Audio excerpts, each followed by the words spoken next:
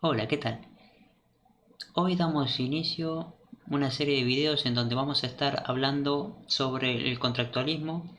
Vamos a ir exponiendo algunas cuestiones bastante generales, ¿no?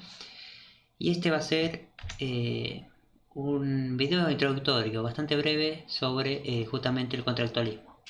¿Y qué es el contractualismo? Digamos que es una especie de corriente filosófica e intelectual que intenta brindar un argumento que dé respuestas a la pregunta, digamos, moderna que nace justamente en la modernidad, que es la siguiente: ¿por qué habría que obedecer? ¿No? ¿Por qué es necesario un orden político? Digamos que el contractualismo brinda un nuevo argumento para legitimar el orden político.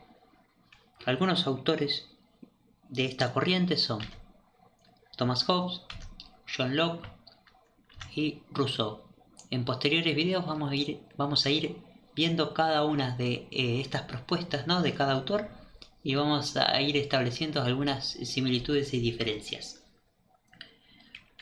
Pero vamos a ahora, ya yendo, ¿no?, a la cuestión más general sobre el contractualismo, vamos a preguntarnos por qué surge, ¿no?, esta necesidad de argumentar de una manera distinta de, para legitimar el orden, ¿no?, el orden social. ¿Por qué se da esta necesidad? Bueno, lo que sucede es que hay un argumento que entra en crisis, que es aquel que sostenía que el rey debía gobernar porque era el representante de Dios en la tierra, y en ese sentido, digamos que la legitimidad del poder venía desde el más allá, si se quiere, ¿no? Desde la divinidad. Bueno, este argumento, justamente, este argumento teológico entra en crisis, desde ya que no se rechaza la monarquía de manera tajante, sino hay un proceso de separación, digamos, es paulatino, ¿no?, entre esta cuestión de legitimar el orden a través de una cuestión más teológica. Se va a ir separando en este contexto, ¿no?, en este contexto moderno. ¿Y qué es lo que sucede también que hace que este argumento entre en crisis? Bueno, sucede algo con dos valores que también van a ser determinantes para el desarrollo de políticas posteriores, ¿no? Bueno, sucede algo con la igualdad y la libertad. Y lo que sucede justamente es la expansión de estos valores hacia más seres que anteriormente las tenían como restringidas, ¿no? Esta cuestión eh, de igualdad y libertad. Digamos, estos valores eran propios digamos que en el contexto moderno en realidad se da esta expansión, digamos, de estos valores, alcanza su nivel máximo en la Revolución Francesa, ¿no?, de este contexto de la modernidad, desde ya que hubo más revoluciones, ¿no? Pero lo que pasa en la francesa es justamente esta proclamación de los derechos universales del hombre y la proclamación de la igualdad y la libertad como valores universales, y también la fraternidad, ¿no? Pero en este caso, eh, eh, con estos dos valores solamente, y con la expansión, como venía diciendo, de estos dos valores hacia más seres,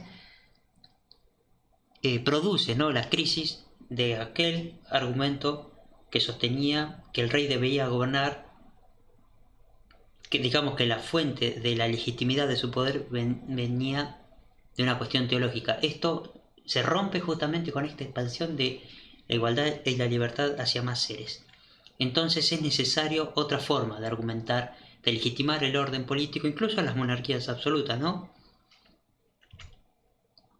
Bueno, y ya yendo a los contractualistas, vamos a preguntarnos qué hipótesis sostiene el contractualismo. ¿Qué es lo que tienen en común cada uno de estos autores que vimos en la primera imagen? Bueno, lo que tienen en común es que todo contractualista sostiene que existió un estado de naturaleza que debe ser superado mediante un estado civil. Digamos que en el estado de naturaleza la vida del hombre debe ser superada mediante justamente la constitución de un estado civil que vendría a implicaría una mejora en la calidad de vida de los hombres. Desde ya que el estado de naturaleza no es una construcción, no es un...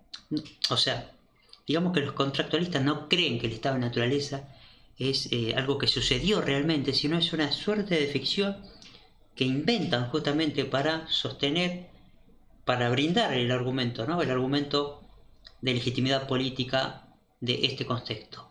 Entonces, lo que necesitan los contractualistas es esta invención, esta hipótesis de que si no hubiese estado civil, volveríamos a un estado primitivo de naturaleza en donde no habría leyes comunes.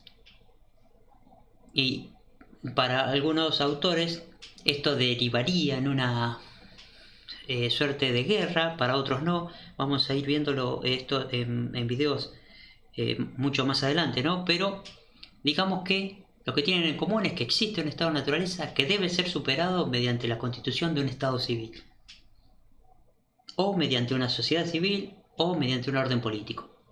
Pero debe ser superado este estado de naturaleza. Y mediante...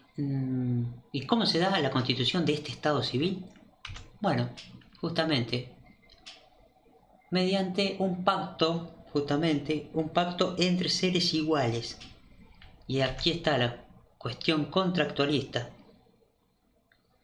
En la medida en que somos todos iguales, todos podemos pactar de la misma manera, ¿no? Bajo las mismas condiciones. Entonces, aquellos que defendían incluso, ¿no? Como venía diciendo recientemente, las monarquías absolutas, encuentran una nueva forma de legitimar justamente el orden, incluso monárquico,